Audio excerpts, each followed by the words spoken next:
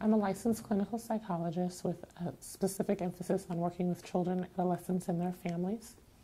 And I provide both direct care to children and adolescents, as well as conduct some research in the areas of parenting and parenting behaviors and how it affects youth behavior. There's a couple probably different theories about why a child might be a bully or become a bully. So one thought might be that this child's being victimized at home. So we have a situation where the bully is actually a victim as well. So we might have a child who at their home, they might be getting abused or victimized by an adult, or maybe even an older sibling. So they're getting beat up or pushed or called names. And as a way of dealing with those things, they might go to school and become the aggressor as a way to kind of get out the frustration that they're feeling.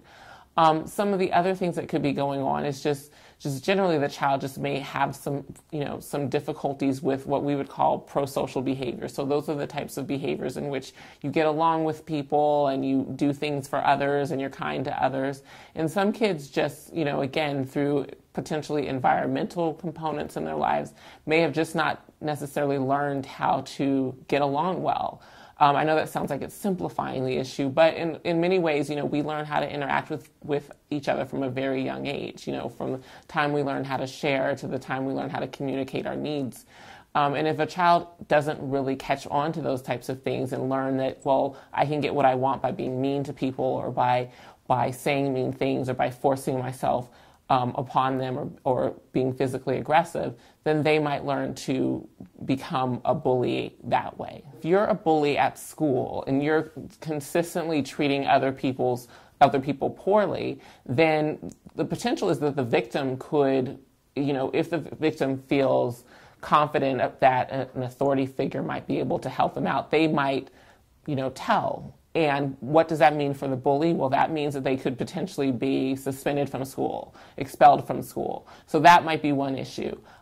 Typically, bullies don't have a lot of friends, so they could either be rejected by peers or they could identify with a deviant peer group. So they might hang out with other kids who are also bullies, and so they each have aggressive tendencies and aggressive behaviors.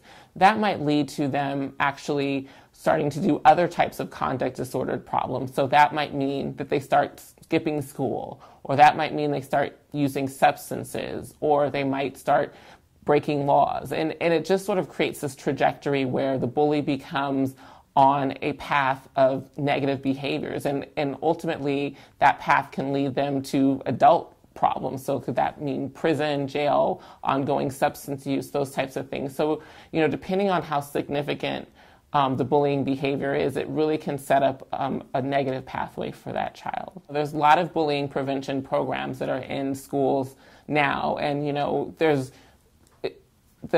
how effective these programs are is really depending on whether the schools are implementing them with fidelity in the sense of really adhering to what they're designed to do.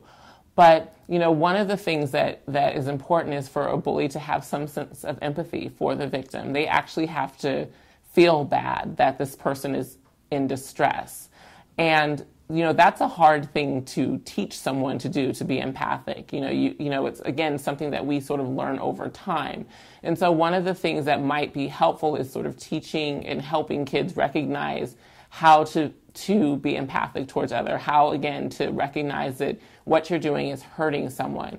Another issue might be thinking about, well, what is at the root of this person's bullying behavior? As we talked about previously, some bullies are victims themselves. And so if we find out that this particular bully has a number of other personal things that are going on that are contributing to them participating in bullying behavior, then we might want to work on helping them with those types of issues. So, for example, if the child is in an abusive home, well, what are we going to do to try to support this child and get them out of this abusive home and get them into a place where they're more safe? So that might be one area in terms of helping the bully to at least decrease some of the bullying behavior.